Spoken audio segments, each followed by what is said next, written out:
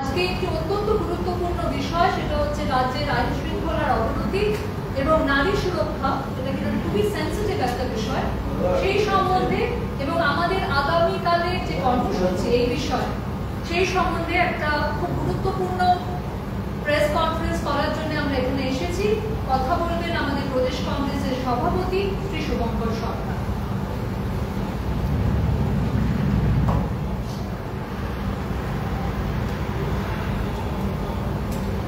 দেখুন, আজকে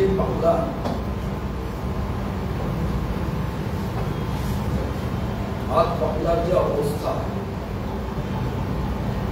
বাংলার এক প্রান্ত থেকে আরেক প্রান্তে যদি আপনারা খবর নেন, দেখেন, বিভিন্ন নিউজ এজেন্সির যে খবর প্রচারিত হয়, প্রত্যেক দিন আমরা দেখছি যে আইন শৃঙ্খলার অবনতি হচ্ছে। খুব সাধারণভাবে আমরা আইন শৃঙ্খলার অবনতির কথা বলি, কিন্তু এটা শুধু আইন শৃঙ্খলার অবনতি নয়,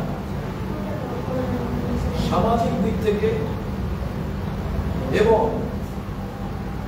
একেবারে প্রশাসনিক যে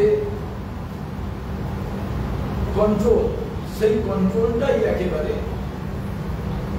এই রাজ্যে কোথাও আমরা দেখছি উধাও হয়ে গিয়েছে। এবং এর পরিণামে আমরা দেখলাম নির্বাচনে গোলমাল হয়, কিন্তু ধারাবাহিকভাবে যে গোলমাল, সেই গোলমালে আমরা দেখতে পেলাম নির্বাচনের রেজাল্ট বেরোয়নি, একটি বাচ্চা মেয়েকে বোম মারা হলো, এমন বোম ইউজ করা হলো, কোন সাধারণ নয়। অতএব এই সমস্ত বারুদের যে গোডাউন তৈরি হয়েছে পশ্চিম বাংলায়, এই ব্যাপারে প্রশাসন কোনো পদক্ষেপ নিচ্ছে না। তাই বাচ্চা মেয়েটি তমন্না খাতুন, অকালে তাকে চলে যেতে হতো। তার যদি কেউ বোম মারার পর সেই দেহটা দেখে, তাহলে আমি মনে করি যে অনেকে হয়তো খাবার থালার সামনে বসতে পারবে না। ছবি দেখে বোঝা যাবে না, যদি ডেড বডিটা দেখা যেত। আমরা দেখলাম শুরু হয়েছিল আরজিকর কলেজ থেকে, উত্তাল হয়েছিল সারা বাংলা, রাজ্জাগো হয়েছিল। আবার সেই দিনটি আমাদের সামনে কয়েকদিন পরে চলে আসছে, কিন্তু এখনো পর্যন্ত সবাই মিলে জিজ্ঞেস করছেন যে জাস্টিস ফর আরজিকর।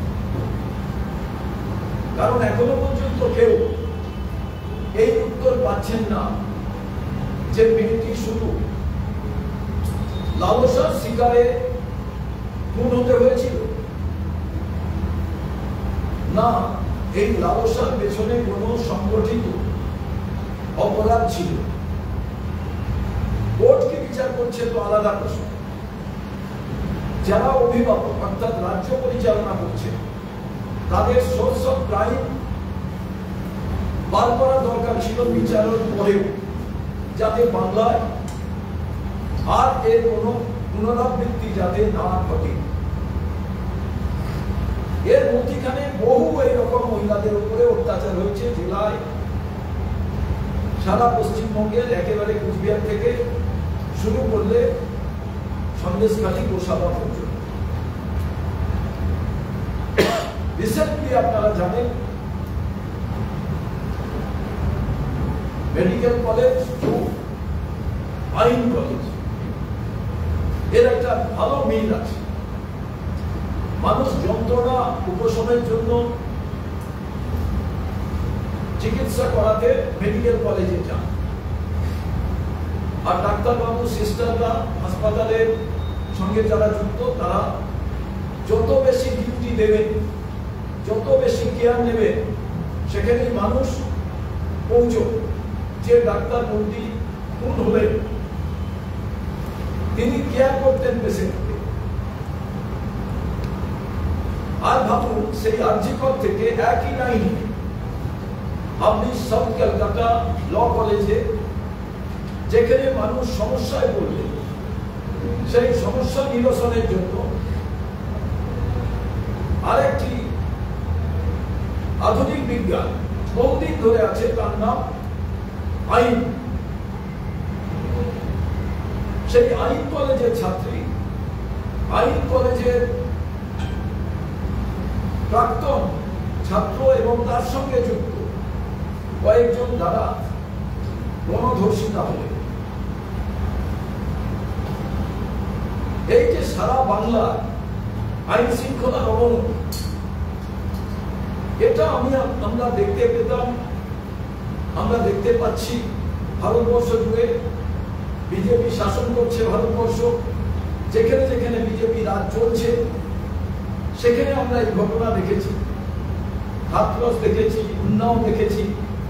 রিসেন্ট আমরা দেখলাম গোপালপুর, সেখানেও একটি মেয়ের উপরে বন্ধু বান্ধবী দুজনে ছিলেন, একদল তাদের উপরে অত্যাচার করে। কাদের রাজত্ব? বিজেপির রাজত্ব। পশ্চিমবঙ্গে তৃণমূল কংগ্রেস সরকার পরিচালনা করছে, তাদের সঙ্গে পাশে কেউ নেই। অথচ প্রত্যেক দিন এই যে মানুষের রক্ত পশ্চিমবঙ্গের প্রত্যেকটি জায়গায় আমরা দেখতে পাচ্ছি, মানুষের উপরে অত্যাচার এবং সর্বশেষ রেপ, খুন করে দেওয়া। এই যে প্রবণতা, এই প্রবণতা যত নির্বাচন আসবে আরো এটা প্রবলভাবে আমরা দেখতে পাব। এই ঘটনাগুলো ঘটতো না যদি প্রথম থেকে সরকার অর্থাৎ নবান্ন পুলিশ প্রশাসনকে তাদের পূর্ণ স্বাধীনতা দিয়ে কাজ করতে দিতে। আমি সারা বাংলায় ঘুরে একটা জিনিস বুঝেছি, পুলিশকে যদি স্বাধীনতা দিয়ে কাজ করতে দেওয়া হয় তাহলে 1 ঘন্টা সময় লাগবে না এই সমস্ত অসভ্য, বাঁদর এবং দুর্বৃত্তদের শায়েস্তা করতে। যথেষ্ট যোগ্যতার সঙ্গে পুলিশের আধিকারিকরা তারা চাকরি পেয়েছে, কিন্তু তারাও পরিবার নিয়ে থাকে। তাদের উপরে সরকার পক্ষ থেকে যে অত্যাচার হবে তার জন্য অনেক কিছু তারা সহ্য করে, কিন্তু এক শ্রেণীর পুলিশ অফিসার তারা সরকারের যে অনৈতিক কাজ সেইটা চাটুকারের মতো তারা করেন, সমর্থন করেন। তাই আরজিকরের ঘটনা সবিস্তারে জানা যায় না। তাই সাউথ কলকাতা ল কলেজে যে ছেলেটি এইরকম অত্যাচার করেছে, নির্লজ্জ, অসভ্য, বর্বর কাজ করেছে, তার কিন্তু ট্যাগ রেকর্ড আমরা দেখেছি এর আগে আছে। তিনি এমন একজনকে কলেজের ছাত্রকে মারছেন, তার ভিডিও করছেন, যে ভাষা ব্যবহার করছে। তারপরে সেই ছেলেটি হিম্মত রেখে কালীঘাট থানায় যখন গেছেন, কালীঘাট থানা সে বিষয়ে কোনো পদক্ষেপ নেয়। এইরকম পুলিশ প্রশাসনরা পদক্ষেপ না নেওয়ার কারণে এইভাবে চরম ঔদ্ধত্য এবং সাহস এগুলোকে পাথেয় করে এই দুষ্কৃতিকারীরা, এদের নাম না নিয়ে দুষ্কৃতিকারী, এই খুনিরা, তারা কিন্তু তারা নিজেরাই বলছে আমরা প্রফেশনাল ক্রিমিনাল। তারপরে এসব জিনিস শোনার পরও তাদের বিরুদ্ধে ব্যবস্থা নেয়নি বলে এই চরম নিন্দনীয়, নক্কারজনক ঘটনা সাউথ কলকাতা ল কলেজে ঘটল। হয়তো মেনে নিতে পারত, খুন হয়ে যেতে পারত। এবং আমি মনে করি আগামী দিনে এইরকম লোকেরা ছাড়া পেলে বা এই ধরনের লোকেরা বাইরে থাকলে, যে মেয়েটি হিম্মত দেখিয়ে তিনি থানায় অভিযোগ করেছেন, তারও কিন্তু আগামী দিনের লাইফ থ্রেটও থাকতে পারে। তার কারণ উত্তরপ্রদেশের মতো মেরে দিয়ে সমস্ত প্রমাণ লোপাট করে দেয়। এবার আপনারা বলবেন আমরা বিরোধী রাজনৈতিক দল, কংগ্রেস কেন এই প্রশ্ন করছে? সরকারের এক তৃণমূল কংগ্রেস সরকার চালাচ্ছে, তার এক নেতা তিনি রাতের বেলা পুলিশকে ফোন করছে, পুলিশের স্ত্রী এবং মা তাদের সম্পর্কে যে মুক্তি করছে, তারপরেও তাকে গ্রেফতার করা হয় না। তিনি নাকি জিজ্ঞাসাবাদে সহযোগিতা করছেন। আর এই রকম ঘটনা দেখে দাদার চেলাচামুন্ডারা, দিদির চেলাচামুন্ডারা, নেতা নেত্রী চেলাচামুন্ডারা তারা উৎসাহিত। দাদা এই কথা বলেছে, দাদার থেকে বেশি এই ধরনের কথা বলতে হবে, তাই ওখানে বলছে তোমার বউ এবং মাকে পাঠিয়ে দাও। আর এখানে বলছে আমি প্রফেশনাল ক্রিমিনাল, তোর বোনকে তোর মাকে। এগুলো শোনা যাচ্ছে। কোন রাজত্বে আমরা আছি? এবং এর জন্য আমাদের কি করা প্রয়োজন? রাজ্য কংগ্রেস, জেলা কংগ্রেস সবার সঙ্গে কথা বলে আমরা প্রথম দিন থেকে আমাদের নেতৃবর্গ, কর্মীরা সবাই কসবা থানার সামনে ছিলেন। পরের দিন সারা বাংলা জুড়ে আমরা থানাও বিক্ষোভ দেখিয়েছি, ডেপুটেশন দিয়েছি। কিন্তু আমার মনে হয়েছে এক একটা ভিডিও বা বাকি জিনিস আসার পর, এবং রাজ্যপালকে আমরা চিঠি দিয়ে জানিয়েছি, হাইকোর্ট তো বলেছে ইউনিয়ন রুম তালা লাগিয়ে দেওয়া দরকার। কিন্তু কসবার যেদিন এই ঘটনাটি ঘটে তার পরের দিন ওই ল কলেজের সামনে থেকে গিয়ে আমরা বলেছিলাম কংগ্রেসের পক্ষ থেকে যে যে ছেলেমেয়েরা ওখানে পড়াশোনা করেন তাদের পড়াশোনার ক্ষতি কেন হবে, যে ঘরে ইনসিডেন্ট হয়েছে সেটা ভালো করে সিল করে বাকি জায়গায় ছেলে মেয়েদের পড়াশোনার ব্যবস্থা করতে হবে, কোনোভাবেই যাতে পড়াশোনার ব্যাঘাত না ঘটে। এবং ইউনিয়ন রুম কেন খোলা থাকবে? কলেজে নির্বাচন হয় না, কি কারণে প্রত্যেকটা কলেজের ইউনিয়ন রুম? এবং এই ল কলেজের নামে যারা পারমিশন পেয়েছে, এই ল কলেজগুলো তার পুরো পরিকাঠামো সহ, যেমন রাজ্যের অনেক মেডিকেল কলেজও আছে, সেই পরিকাঠামো নেই। অথচ দেখা যাচ্ছে সেই ল কলেজ চলছে। সেই ল কলেজে আমরা দেখতে পেলাম লক্ষ লক্ষ টাকা নেওয়া হচ্ছে। সেই টাকাটা ডোনেশন বা এরকম নয়, একদল লুম্পেনবাজ ওই ইউনিয়ন রুমের নামে বা দেখা যাচ্ছে যে দাওয়ালের রুম দখল করে তারা ওই কলেজে আধিপত্য কায়েম করে এই কারবারটা তারা চালাচ্ছে। এত বড় শিক্ষা দপ্তরের দুর্নীতি আমরা দেখলাম, শিক্ষামন্ত্রী জেলে, পুরো শিক্ষা বিভাগ জেলে। তারপরেও যদি সরকার শিক্ষা না নেয় এবং এর পরিণামে 26,000 শিক্ষক শিক্ষয়িত্রী তারা রাস্তায়, আর ছাত্ররা টিচার ছাড়া তারা স্কুলের ভেতর, এইরকম একটা পরিস্থিতি বাংলায় কোনোদিন ঘটেনি। আমরা খুব উদ্বেগের সঙ্গে আজকে প্রেস কনফারেন্সে কারণ, তার কারণ সরকার আসবে যাবে, মুখ্যমন্ত্রী কেউ থাকবেন কেউ থাকবেন না, কিন্তু পশ্চিম বাংলার শিক্ষা ব্যবস্থায় যে কালির দাগ লাগলো, এখনকার ছাত্রছাত্রী কিংবা টিচার এদের মান সম্মানের থেকেও আগামী দিনে পশ্চিম বাংলার হিউম্যান রিসোর্স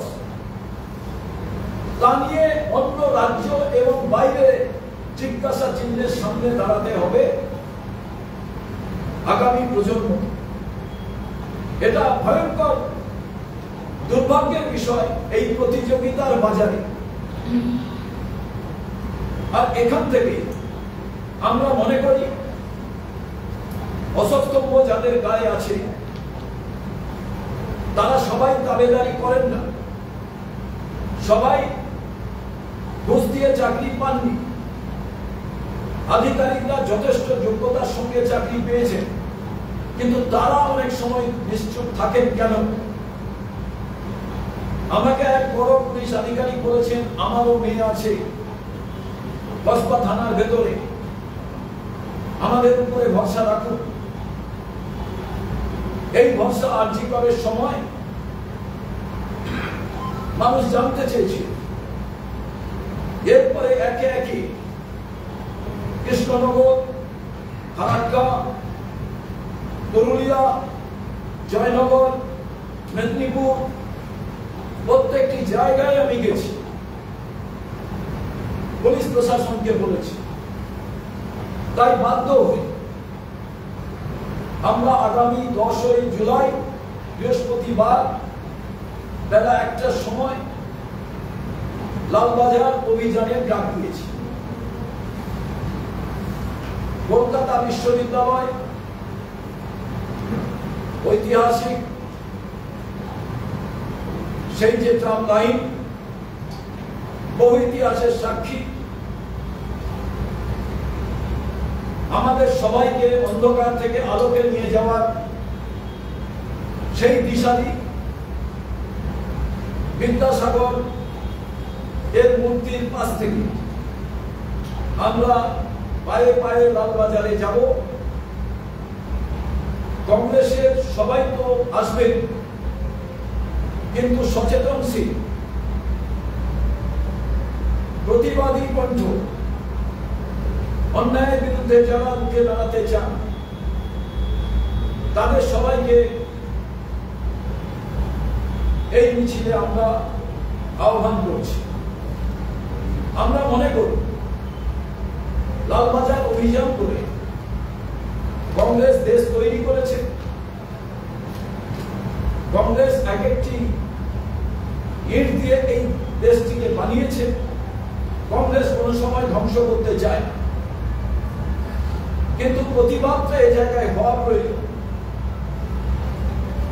তার কারণ পুলিশের উচ্চতর আধিকারিক যারা আছেন তাদের ভাবা প্রয়োজন, এই আইন শৃঙ্খলাকে যদি সঠিকভাবে কন্ট্রোল না করা যায়, প্রশাসনিক তাৎক্ষণিক সিদ্ধান্ত যদি গ্রহণ না করা যায়, এই বাংলার শুধু শিক্ষা ধ্বংস হচ্ছে তা নয়, এই বাংলার প্রতি আকর্ষণ মানুষের কমছে। আর আকর্ষণ কমা মানে এখানে যারা এই রাজ্যের অর্থনীতিকে চাঙ্গা করতে চান তারা মনে করছে এখানে বিনিয়োগ করলে সেই বিনিয়োগে সঠিক মুনাফা কিংবা বিনিয়োগের অগ্রগতি আমি করতে পারবো না। তার কারণ রোবটে কারখানা চলে না, কারখানাটা চলে কিছু মানুষ, আধিকারিক, অফিসার, টেকনোলজিস্ট, ইঞ্জিনিয়ারদের দ্বারা। তাদের পরিবার এখানে থাকবে কি? তাদের ছেলেমেয়েরা পড়বে কোথায়? আপনারা দেখুন, আমাকে প্রাক্তন রাষ্ট্রপতি শঙ্কর দয়াল শর্মা বলছিলেন, আমি যখন ছাত্র রাজনীতি করি, যে আমার প্রেসিডেন্সি কলেজে পড়ার খুব ইচ্ছে ছিল। আর আজকে আপনারা দেখুন, পশ্চিমবঙ্গ থেকে এয়ারপোর্ট দেখবেন, যে কোনো রেল স্টেশন দেখবেন, দলে দলে ছেলেরা অন্য রাজ্যে চলে যাচ্ছে। পাশেই উড়িষ্যা স্টেশনে এবং এয়ারপোর্টে কিট বলে একটি কলিঙ্গ ইনস্টিটিউট অফ টেকনোলজি, এত হাজার হাজার ছেলে পড়তে যাচ্ছে যে তাদের একজন কলেজের বিশ্ববিদ্যালয়ের লোক স্টেশনে থাকে, এয়ারপোর্টে থাকে। আর যে পশ্চিমবঙ্গের কৃষ্টি সংস্কৃতি নিয়ে মানুষ এত কথা বলে, তার আজ দুর্দশা কোথায়? আমরা বলতাম কালচারাল ক্যাপিটালের নাম হচ্ছে কলকাতা, আমরা বলতাম পলিটিক্যাল ক্যাপিটালের নাম হচ্ছে দিল্লি, ফাইন্যান্সিয়াল ক্যাপিটালের নাম হচ্ছে মুম্বাই। আর সেই কালচারালের জায়গায় যদি medical college to law college এই অত্যাচার আমরা দেখি, এর থেকে দুঃখের বেদনা কোন দল আজকে শাসনে আছেন এটা বড় ব্যাপার নয়। বড় ব্যাপার, গুরুত্বপূর্ণ বিষয়, আমরা বাংলার নাগরিক, বাংলার মান সম্মান, বাংলার উন্নতি। বাংলার থেকে বাইরে গেলে কেউ প্রশ্ন করলে তখন সরকার কে আছেন এটা বড় প্রশ্ন নয়, আমি পশ্চিম বাংলার একজন মানুষ, এটাই সব থেকে আমার কাছে গুরুত্বপূর্ণ। তাই রাজনীতির বাইরে এই ভাবনাটা ভাবা প্রয়োজন। এবং আমার এটাই মনে হয়েছিল, খুব দুঃখও লাগছে, বাংলার মানুষের কাছে আমার আবেদন, আপনারা অন্য কোনো রাজনৈতিক দলের প্রতিনিধিকে বিধানসভায় পাঠাননি। এটা তো আর পার্লামেন্টে আলোচনা হবে না, এটা বিধানসভায় আলোচনা হবে। সেখানে দুটো রাজনৈতিক দলকে আপনারা পছন্দ করেছেন। একটি রাজনৈতিক দল সরকার চালাচ্ছে, আর আরেকটি রাজনৈতিক দল বিরোধী আসনে আছে। তারা কিন্তু এই বিষয়টা শুধু পশ্চিমবাংলার 2026-কে সামনে রেখে হিন্দু মুসলমান করতে যাচ্ছে। বিজেপির দিক থেকে কথা বলা হচ্ছে তৃণমূলকে হারাও, কংগ্রেস এবং বামফ্রন্ট অন্য রাজনৈতিক দলকে ভোট দিও না, আমাদের দাও। আমার আজ এই জায়গা থেকে প্রশ্ন, বাংলা বাঁচাতে টিএমসি-কে পরিবর্তন করা দরকার, আর দেশ বাঁচাতেও বিজেপিকে পরিবর্তন করা দরকার। বাংলা ভারতবর্ষের মধ্যে, ভারতবর্ষের বাইরে নয়। তাই বাংলাকে বাঁচাতে গেলে দেশের মধ্যে যখন বাংলা, তখন দেশ যারা সর্বনাশ করছে বিজেপি, তাদেরও পরিবর্তন করা দরকার। ফ্যাক্ট ফাইন্ডিং টিম পাঠাচ্ছে যারা নিজেরাই বিভিন্ন অভিযোগে অভিযুক্ত, নিজেদের পরিবার থেকে বিভিন্ন প্রশ্ন তাদের সামনে আছে, তাদের পাঠানো মানে কি? অলিখিত ভাবে টিএমসি-কে, এই সরকারকে সমর্থন করা। আজ পর্যন্ত মানুষ দেখছে, কলকাতা পুলিশ, রাজ্য পুলিশ, আজকের সময় আমরা দেখেছি, তারা কিছু বললেন না। সরকার পক্ষ যারা রাজ্য পুলিশ এবং কলকাতা পুলিশ চালান, তারা মিছিল করলেন, সুবিচার চাই। আর কেন্দ্রীয় সংস্থা সিবিআই, ইডি, তারা কিছু করতে পারছেন না। কেন্দ্রীয় সরকার, এখানে বিজেপির নেতারা রাস্তায় বলছেন সুবিচার চাই। মানুষ কার কাছে যাবে? রাজ্য পুলিশ পাচ্ছেন না, কলকাতা পুলিশ পাচ্ছেন না, ইডি পাচ্ছেন না, সিবিআই পাচ্ছে না। মানুষকে ইন্টারপোলের কাছে যাবে? কার কাছে অভিযোগ জানাতে যাবে? আমি মনে করি এই রকম প্রাক্তন ছাত্ররা যাতে কোনো কলেজের ভেতরে না থাকে, রাজ্যপালকেও আমরা সেটা জানিয়েছি। কোনোভাবে ইউনিয়ন রুম যাতে বা কোনো দারোয়ানের ঘর, এইরকম অপদার্থ কুলাঙ্গার বাংলার সর্বনাশ করা ছাত্র সংগঠনের নামে এই দুর্বৃত্তদের যাতে জায়গা দেওয়া না হয়, এবং আগামী দিন এই সাউথ কলকাতা ল কলেজের ক্লাস যাতে ভালোভাবে হয় এবং দোষীদের চরম দৃষ্টান্তমূলক শাস্তি। এবং একদল নেমে পড়েছে, বলা শুরু করে দিয়েছে এই জায়গায় আজকে আমাদের এই প্রেস কনফারেন্স একটাই মূল বিষয়, 10 তারিখ বৃহস্পতিবার 10ই জুলাই লালবাজার চলো, এবং সেখানে আমাদের একটাই দাবি থাকবে। আপনারা অনেক জিনিস জানতে পারছেন, প্রথমেই কেন ব্যবস্থা নেওয়া হচ্ছে না? তাহলে তো এইরকম মেয়েটির উপরে তো অঘটন ঘটতো না। এখন ব্যবস্থা নিয়ে নানা রকম জিনিস হবে, কিন্তু এই মেয়েটির যে ট্রমা হলো, তার বাবা মা যে ট্রমাটা ফেস করছে, এবং পশ্চিমবাংলার সব বাবা মা ট্রমা ফেস করছে, সে জায়গায় সরকার কি উত্তর দেবে? আমাদের লালবাজার এই কর্মসূচি আপনাদের মধ্যে দিয়ে আমরা এটুকুই বলতে চাই যে অন্যায়ের বিরুদ্ধে প্রতিবাদের জন্য পুলিশ প্রশাসন আইন শৃঙ্খলা রক্ষা করার একটা বড় ভূমিকা পালন করা প্রয়োজন।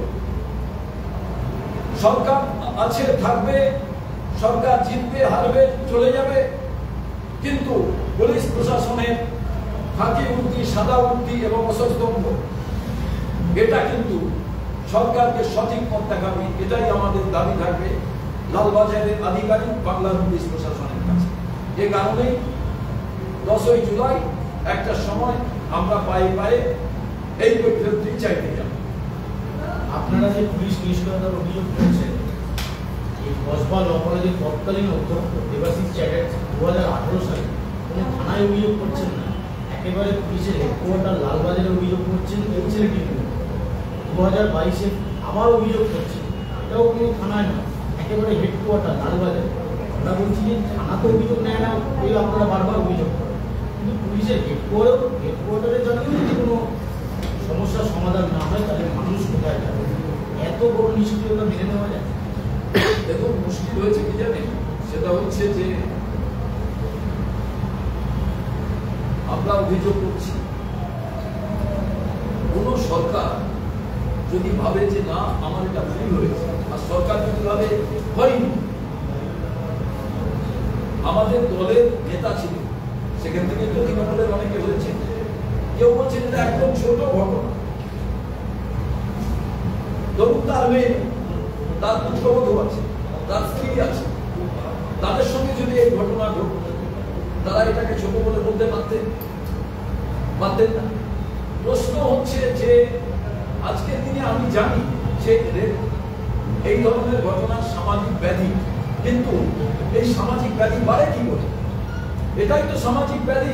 অনুব্রত মঙ্গল যখন বলছে বউকে পাঠাতে হবে, মাকে পাঠাতে হবে, তারপরের দিন যদি অ্যাকশন দেখা যায়, ঠিক একই ঘটনা আপনি দেখুন, আমাদের সফিয়াপুরে এসে তার বিরুদ্ধে এক মন্ত্রী বললেন, আমি অবাক হয়ে যাই, সারা দুনিয়ার মানুষ, আমি বাজে কথা বলে ক্ষমা চেয়ে নিলাম, শান্তুর ভাব, তার মন্ত্রিত্ব গেল না, 6 মাসের জেল কাটল না। হরিয়ানার এক মেম্বার অফ পার্লামেন্ট, তিনি বলে দিলেন আমাদের বাংলার 3 জন ভাই মারা গেছে, বলে দিলেন বউরা হচ্ছে লড়তে পারত, বউরা বিড়ম্বনা নয়। এইরকম কথাবার্তা যে রাজনৈতিক ব্যক্তিত্বরা বলছে না, খুব দুর্ভাগ্যজনক বিষয়। সরকারে যারা আছেন তারা বললে বাঁচাবার জন্য, চুরি বাঁচাবার জন্য, দুর্নীতির জন্য, তাও মেনে নেওয়া যায়, কিন্তু আমরা বিরোধী যারা আছি তাদের আনপার্লামেন্টারি কথাটা বলা ঠিক নয়। আর পুলিশ অফিসার নবান্নের মুখটা যেদিকে থাকবে সেই মতো করে পরিস্থিতি নিয়ন্ত্রিত হবে। কিন্তু এই পুলিশ সবাইকে এটুকুই বলা, রাতের বেলা যদি এইরকম ভাবে ছেড়ে দেন, তাহলে কিন্তু আর বউকে পাঠিয়ে দাও, মাকে পাঠিয়ে দাও বলবে না, স্বয়ং বউ এবং মায়ের কাছে চলে যাবে। এটাকে নিয়ন্ত্রণ করার জন্য আপনাদের অস্ত্রকে আপনারা ব্যবহার করুন, আপনাদের বুদ্ধিটাকে ব্যবহার করুন। রাতের বেলা যদি পুলিশ সঠিকভাবে পৌঁছয়, অনেক আচ্ছা গুন্ডা বদমাশে তারা দৌড়ে পথ পাবে না, পালিয়ে যাবে। করে বলছে কাটোয়াতে বোমা বিস্ফোরণ হচ্ছে, সেখানে একজন অ্যান্টি সোশ্যাল জেল থেকে ছাড়া পাচ্ছে, বীরভূম থেকে আরো অ্যান্টি সোশ্যাল নিয়ে এসে পরিত্যক্ত বাড়িতে বোমা বাজছে, পুলিশ কিছুই জানতে পারছে না, দুজন আহত, তিনজন আপনাকে আমি বলি, আপনি কারোর কাছে অভিযোগ করলেন, তিনি কিছু করতে পারছেন না, তার উদ্যোতন করবেন। এখানে পুলিশ করতে পারলো না, প্রথম কলকাতা পুলিশ পারলো না, রাজ্য পুলিশ পারলো না, তারপরে ইডি সিবিআইকে দেওয়া হলো, তারাও পারলো না। তাহলে কি কোথাও মনে হচ্ছে না যে টোটাল বিষয়টা একটা ম্যাচ ফিক্সিং আছে? তুমি থাকবেন, আমি থাকবো, বাকিরা কেউ থাকবেন। আবার ওইটা আমি আনতে চাইছিলাম না, ওটাই আপনারা বলছেন, দেখুন সেই বাইনারি পলিটিক্স। নাহলে ভাবুন, বিধানসভার ভেতরে নোট অফ ডিসেন্ট, এমন ডিসকাশন কেন হবে না? কনস্ট্রাকটিভ কোথায়? কনস্ট্রাকটিভ ডিসকাশন নেই বলে আজকে সরকার পক্ষ এইভাবে বার পেয়ে যাচ্ছে। আজকে কেউ জানতে পারছে শিক্ষকরা 22 লক্ষের উপরে তারা পরীক্ষা দিয়েছিল, 26,000-এর মতো শিক্ষকের চাকরি হলো, বৈধ অবৈধ আপনি যাই ধরে সবার চাকরি চলে গেল। কি করছে সিবিআই, কি করছে ইডি, কি করছে কলকাতা পুলিশ? কেউ কোনো একটা রিপোর্ট দিতে পারলো না। যার সিটে কাদের কাদের নাম আছে খুঁজে দেখুন। তো হোয়ার ইজ দ্য মিস্ট্রি? মিস্ট্রিটা একটাই, সরকার টিকে রাখতে হবে কেন্দ্রে। অতএব আমাদের এখানে একার দিতে হবে। বড় ইতিহাস। আমি শুধু এটুকু মনে করি, কলকাতা পুলিশে যারা আছেন, বাংলায় পুলিশে যথেষ্ট যোগ্যতা সম্পন্ন ব্যক্তি আছেন, তাদের যদি স্বাধীনভাবে কাজ করতে দেওয়া হয়, তারা তাদের পারদর্শিতা দেখাবেন। 10 মিনিট সময় লাগবে। আর একদম চাটুকারী পুলিশ আছেন, সরকারের অনৈতিক কাজের সঙ্গে তারা যুক্ত আছেন, কমিশনও পাচ্ছেন, আগে বোঝাচ্ছেন। কিন্তু আপনাকে আমি বলি, গ্রামে যখন আগুন লাগবে কেউ কিন্তু বাকি থাকবে না। ওষুধ দোকানে জাল ওষুধ রাখলে সেই জাল ওষুধ কখন আপনার বাড়ির লোকের জন্য ব্যবহার হয়ে যাচ্ছে আপনিও কিন্তু জানবেন।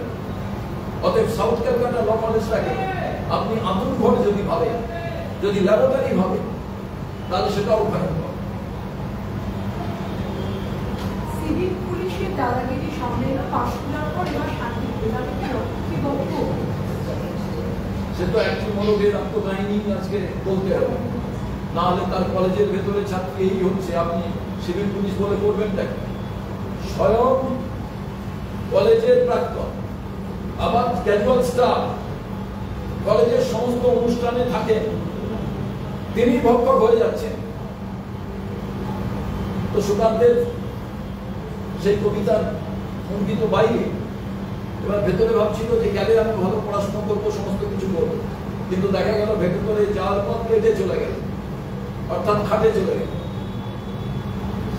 পাশাপাশি সিভিক পুলিশের তৃণমূলের ক্যাডার দল ভারী করতে গিয়ে একটি আইন শৃঙ্খলা গ্রুপ এবং দেখা যাচ্ছে পাশাপাশি আরেকটা যে বারবার এই সিভিক বলেন কে তাদের অভিযোগ সামনে আসছে, বারবার সিভিক ভলেন্টিয়ারের এত আমি একটি জায়গায় গেছিলাম, সিভিক ভলেন্টিয়ার্সের কাণ্ড। একটি বাচ্চা ছেলে চিপসের প্যাকেট চুরি করেনি, পড়েছিল, চিপসের প্যাকেটটা নিয়েছে। সেই গ্রামে পুলিশ আসেনি, ওই একদম দরিদ্র পরিবার, তার বাড়িতে কেউ যাচ্ছে না, গাড়ি কেস দিয়ে দিচ্ছে।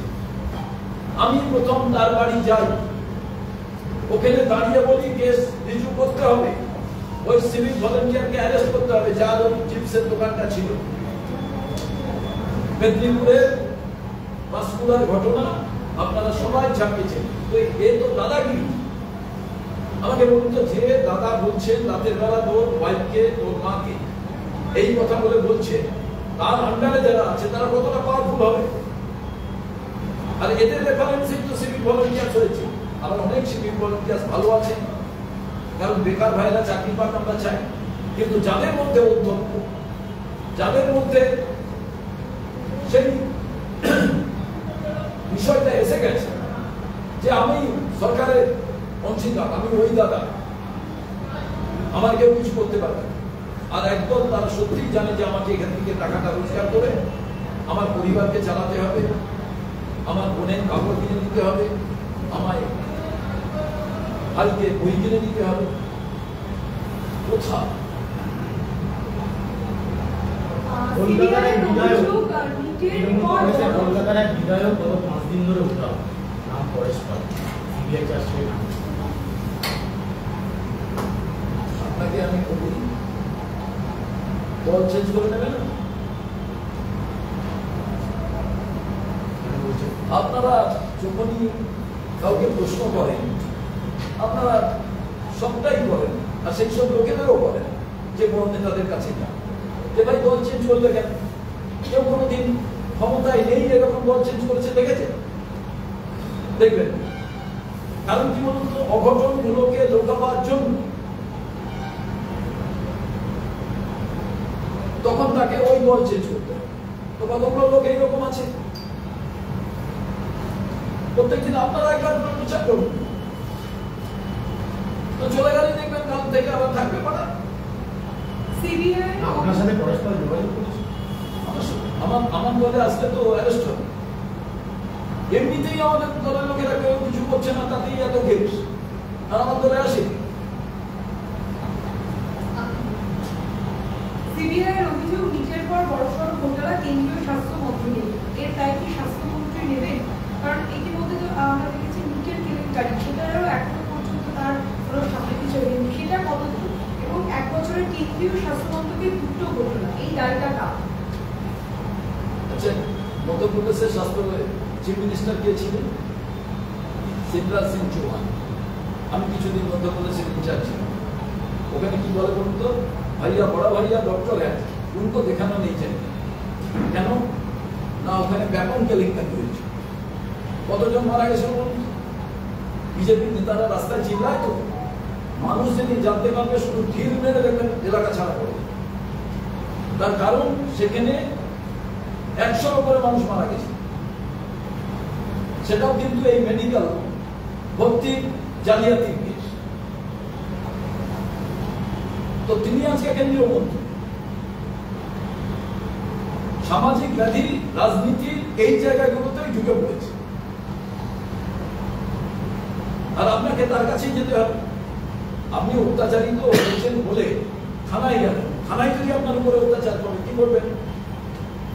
এইরকম মন্ত্রী, অকথার কথা বলা মন্ত্রী, তার কাছে গিয়ে কি ভালো কথা আপনি পাবেন?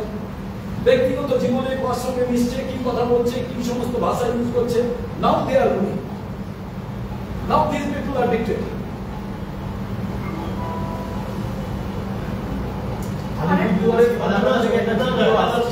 আলিপুরদুয়ারের ফালাকাটা থেকে একটা ভিডিও আসছে, যেখানে দেখা যাচ্ছে সরকারি প্রকল্প মানুষ সেই প্রকল্পের বিরোধিতা করছে, আর তৃণমূলের পঞ্চায়েতের সদস্য মহিলাদের বেদরক মারছে। যখন একটা ভাইরাল ভিডিও আসছে, প্রতিবাদ করলেই কি তৃণমূলের হাতে মহিলারা অসুবিধা? দেখুন, করাপশন যারা, সেই করাপশন যায় যে কোনো মানুষের যখন করবেন তাই, এবং যখন দেখবেন যে প্রশাসনিক রাজ আলগা হয়ে গেছে তখন আপনার করার কিছু থাকবে। গ্রামের ছেলে হলে ভালো জানতে পারবেন, বর্ষাকালে জল যখন হয়ে যায় না, কোথা থেকে পুকুরে জল ভরে যায় কেউ জানে না, কোথেকে জলটা পুকুর ভরে না, এদিক ওদিকে জল ভরে, তাকে বলে ভোগ। এই টোটাল ভোগ সিস্টেম হয়ে গেছে, কোথা দিয়ে খারাপ ভালো কে ঢুকে পড়ছে কেউ জানে না। তাহলে কি এই আছে কি তাহলে অপরাধী সর্বোচ্চ শ্রমিক ভট্টাচার্য বলছেন যে এবার দুর্গাপূজার পাশাপাশি মহরমের মিছিল একসঙ্গে হবে, তৃণমূলকে যাতে সংখ্যালঘুরা ভোট না দেয় এই আবেদনটা জানাচ্ছেন। আপনার কি মনে হচ্ছে যে এর ফলে কি সংখ্যালঘু ভোট একজোট হবে, না সেটা আবার বিভিন্নভাবে যেটা হয় সেটাই? দেখুন, খুব আমার বন্ধুস্থানীয় বহুদিন ধরে একসঙ্গে বিতর্ক সভা, আলোচনা সভায় অংশ নিয়েছি। যারা বিজেপির আনপার্লামেন্টারি কথা বলেন, শ্রমিক পর্যায়ে আনপার্লামেন্টারি কথা বলেন, কিন্তু শ্রমিকবাবু যেখানেই থাকুন না কেন, তিনি তো মনুবাদী চেয়ারটাই বসেছেন। তাকে প্রথম বাংলার মানুষকে মহানমের মিছিল, দুর্গাপুজোর মিছিল এটা একসঙ্গে করার কথা, তার দলের লোককে আগে শিক্ষা দেওয়া দরকার, পার্টি ক্লাস নেওয়া দরকার। সেটা হচ্ছে তার দলের যারা যারা বলছেন, বিরোধী দলনেতাকে বলা দরকার, যার অনেক বেশি তার পদের শান্তি, পবিত্রতা, বিরোধী দলনেতা, সেখানে যে ইম্পার্সিয়ালিটি রাখা প্রয়োজন সেটাই থাকছে না, সেই শিক্ষাটা তার দেওয়া দরকার। আর দ্বিতীয়, তৃণমূলকে হাঁটানোর জন্য বিজেপিকে ভোট দাও, তৃণমূল বাংলা শেষ করে দিচ্ছে। আমি জিজ্ঞেস করছি বিজেপি তো ভারতবর্ষ শেষ করে দিচ্ছে, তো ভারতবর্ষের ভেতরেই তো বাংলা। অতএব তৃণমূল শাসিত সরকার বাংলাকে শেষ করছে, বিজেপি শাসিত সরকার ভারতবর্ষকে শেষ করছে, দেশ শেষ করছে। তাহলে মানুষের কি সিদ্ধান্ত নেওয়া দরকার? এই দুজনকে রাস্তা দেখিয়ে দেওয়া দরকার। কোন রাস্তা দেখানো দরকার? আমাদের পার্শ্ববর্তী যে দেশগুলোতে তরুণকরণ হয়েছিল ওই রকম রাস্তা দেখানো দরকার। তা না হলে হবে না। আপনি ভাবুন, আরএসএস বলছে ধর্মনিরপেক্ষ, আরএসএস বলছে সমাজবাদ, এই দুটো কথাকে বাদ দিতে হবে সংবিধান থেকে। আর আরএসএস এর সংবিধানে ধর্মনিরপেক্ষ কথা রাখা আছে। এ ব্যাপারে নতুন সভাপতি আলোকপাত করুন যে তিনি এটা মানেন কি মানেন না, তিনি বহুত্ববাদকে মানেন কি মানেন না। তারপরে তো পশ্চিমবাংলার মাটি। এদিকে বলবো আমি হিন্দু, আর বিবেকানন্দকে উপেক্ষা করবো। আমি বলবো হিন্দু, রামকৃষ্ণের যত মত তত পথকে উপেক্ষা করবো। এটা কোন দ্বিচারিতা?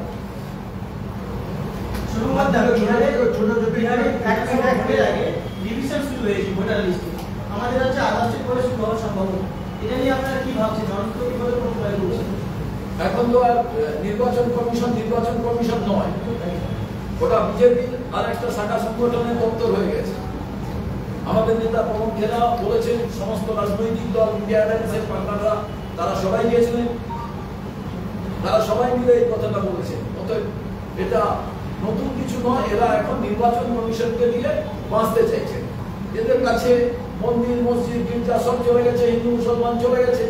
এখন হিন্দু মুসলমানের বাড়ির লোকেরা বলছে ভাই আমার নাম করবে না, হিন্দু করবে না, মুসলমান করবে না, আমার বাড়ির বেকার ছেলেদের চাকরি দাও। কারণ হিন্দু বাড়িতে বেকার আছে, মুসলমানের বাড়িতে বেকার আছে। এখন এরা পালিয়ে আরেকটা ধরতে চাইছে, তার নাম নির্বাচন কমিশন। বলছি যে কল্যাণ কসবার ঘটনা নিয়ে কল্যাণ আজকে প্রশ্ন তুলেছে যে এই যে কলেজের মধ্যে মসজিদদের মতন ছেলেরা যদি সংগঠন করে এটা হয়, তাহলে সাথে মানে মহিলাদের প্রতি মহিলাদের রাজনীতি করবেন কি করে? মানে এই আচরণ যদি মহিলাদের প্রতি তার দলের কোনো নেতা কর্মী এরা করে, তাহলে তাদের মহিলারা তো রাজনীতি আসবেই। একদম কল্যাণদা আইনজীবী, কিন্তু মুশকিল হচ্ছে কোনো কোনো ছাত্র আছেন দেখবেন যে এক এক সময় খুব ভালো কঠিন অঙ্ক করে ফেলছে, আবার সোজা অঙ্ক দেখবেন ভুল করে ফেলছে। কল্যাণদাকে বলবো, কল্যাণদা এই মনোজিৎকে নিয়ে যে কথা বলেছেন একেবারে ঠিক, কিন্তু এই কথাটা দলের ভেতরে এমন ভাবে বলুন যাতে মনোজিৎরা আর স্থান না পায়।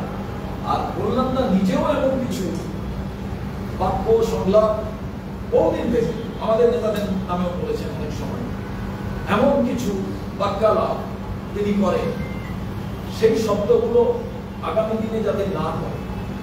কারণ উনিও তো ওনার দলের সাংসদের সঙ্গে একই কথা জড়িয়ে পড়েছেন। এবার বিষয়টা হচ্ছে এটা তো দলীয় ব্যাপার, ভেতরে রাখতে পারতেন। এখান থেকেও আবার মানুষের সাহস পাচ্ছেন মহিলাদের বলা জন্য। তবে মনোজিতের সম্পর্কে, তৃণমূলের ছাত্র নেতাদের সম্পর্কে যে কথা তিনি বলেছেন, তাকে আমি মনে করি যে কল্যাণদা এটা বাইরে বলার থেকেও ভেতরে বলে সরব হওয়া উচিত। এবং এজন্য কল্যাণদা কি সিদ্ধান্ত গ্রহণ,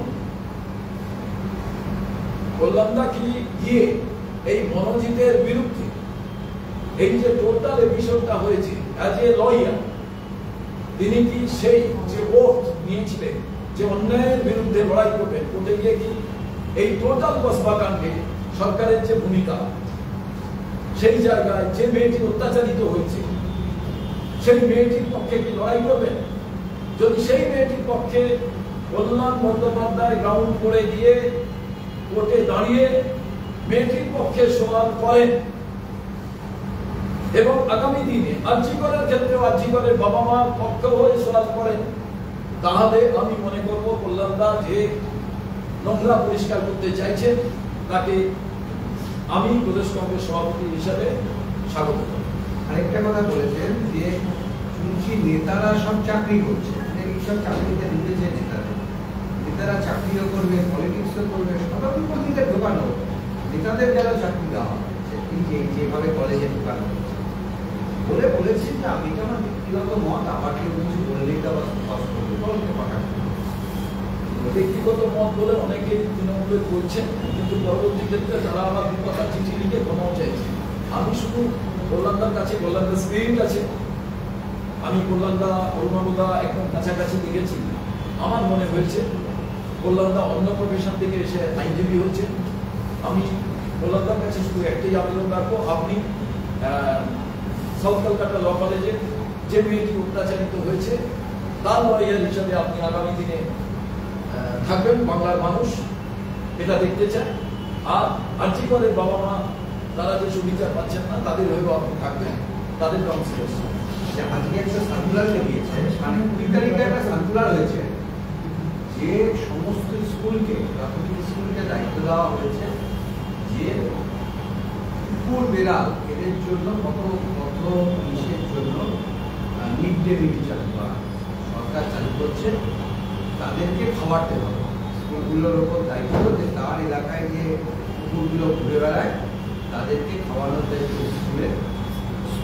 সরকারের যুক্তি হচ্ছে যে এর ফলে পশু পাখিদের সঙ্গে বাচ্চাদের তার কীভাবে আদরণ করতে হয় সেটা শিখবে।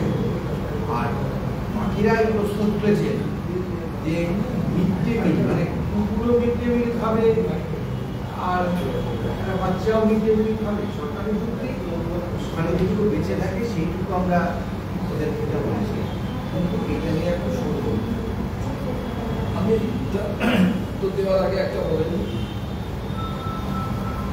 অনিশ খানে বাড়ির কাছে যেটা হাওড়ায় এখনো পর্যন্ত কিন্তু কোনো আর্জিকরে যেমন সদুত্তর পাওয়া যায়নি, বহু জায়গায় সদুত্তর পাওয়া যায়নি, তেমন কিন্তু অনিশ খানের বিষয়টা সদুত্তর পাওয়া যায়নি। আমার কাছে তার খুব ক্লোজ বন্ধু কয়েকদিন আগে সিসি দপ্তরে এসেছিলেন, বললো দাদা কিছু কিন্তু হলো।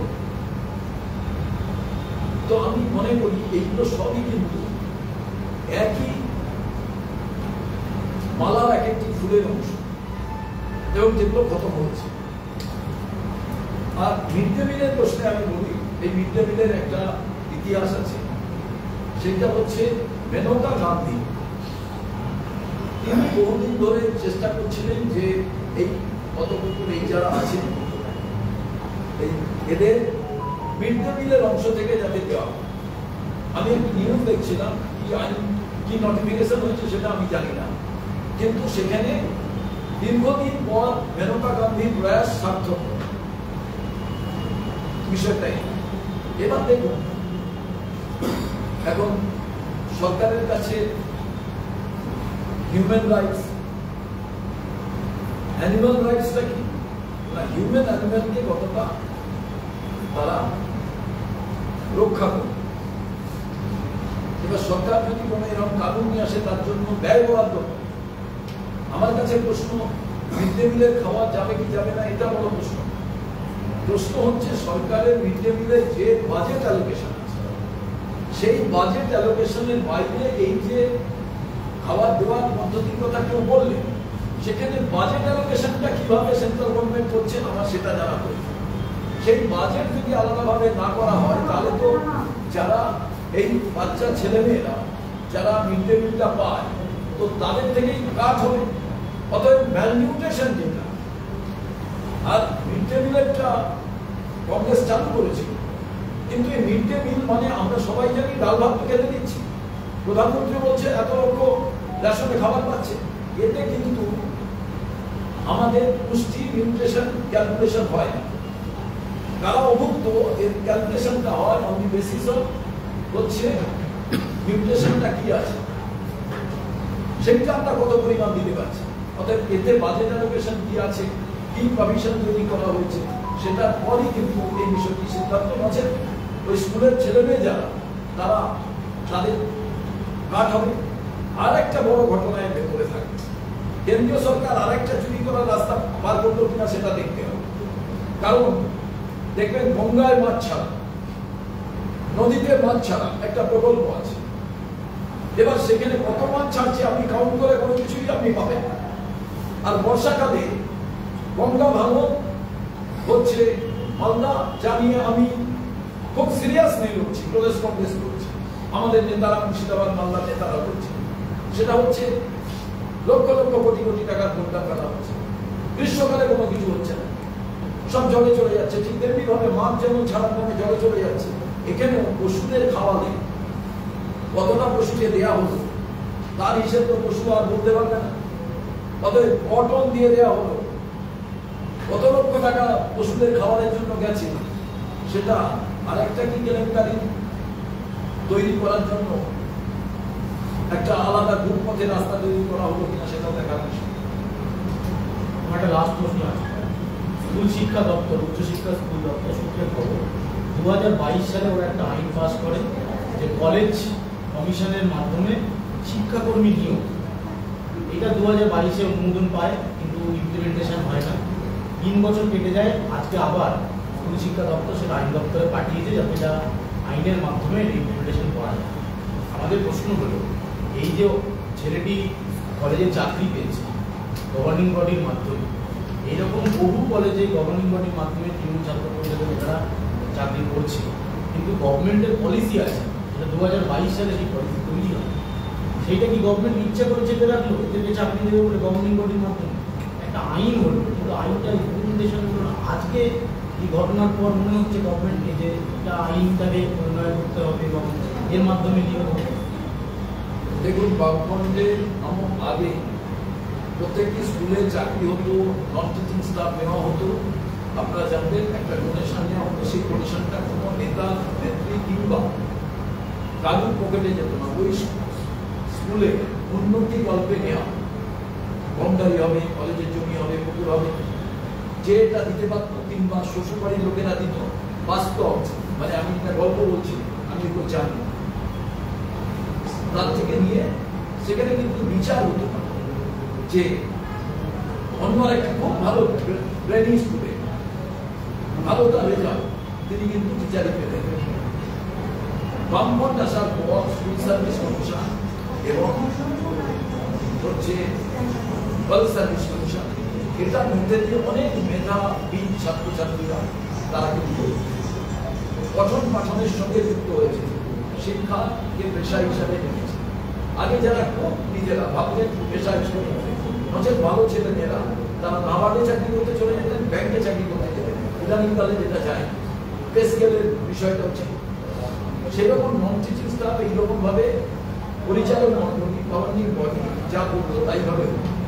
এবার সরকার যখন প্রত্যেকটি সময় মডিফাই করছে, এখন যেমন ডিজিটাল হয়েছে অনেক সিস্টেম, সেরকম মডিফাই হয়েছে। এই মডিফাইয়ের ব্যবস্থা, এই ব্যবস্থার মধ্যে ইমপ্লিমেন্টেশনটা কতটা নয় এটা দেখার বিষয়। এবার সেটা না করে যদি দেখাতে আমার 5 জন লোককে দেওয়া যায় চাকরি, সেটা দেওয়া যায়। যেমন আপনারা কেউ জানেন না, কেপিএস বলে আছে, কৃষি প্রযুক্তি সহায়ক। এটা সত্যি মন্ত্রীরা এবং পার্টির লোকেরা রেকমেন্ড করতো, সেই অনুযায়ী চাকরিটা হোক প্রথমের দিকে। তারপরে হলো যে একটা তাদের বায়োডাটা প্লাস একটা মৌখিক টাইপের, যারা এই সরকারি প্রসিডিওরটা জানেন তাদের। এবার এই সরকারি যে নিয়মাবলী, সেই নিয়মাবলী মানলে আর এগুলো হওয়ার দরকার নেই, মানবো না, আমার লোককে ঢোকাবো। এবং আমি অ্যাডভোকেট, উনি চাকরি করতে পারেন, ওনাকে যখন ক্যাজুয়াল চাকরি দেওয়া হলো, অথচ উনি কোর্টে যাচ্ছে, বার কাউন্সিলের উচিত ছিল লুক আফটার।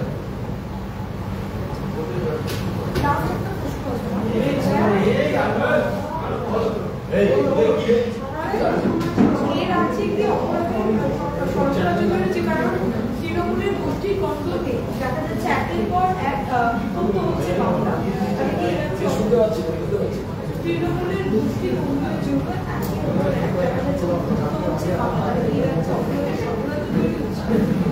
এর জন্য তো বাংলার মানুষ দায়ী, তারা তৃণমূলকে নিয়ে এসছে, তাদের একটু উত্তপ্ত আবহাওয়ায় থাকতে হবে। তারা যদি সবসময় শীতকাল ভাবেন আর উত্তপ্ত আবহাওয়ায় থাকতে চান, তারা থাকবেন।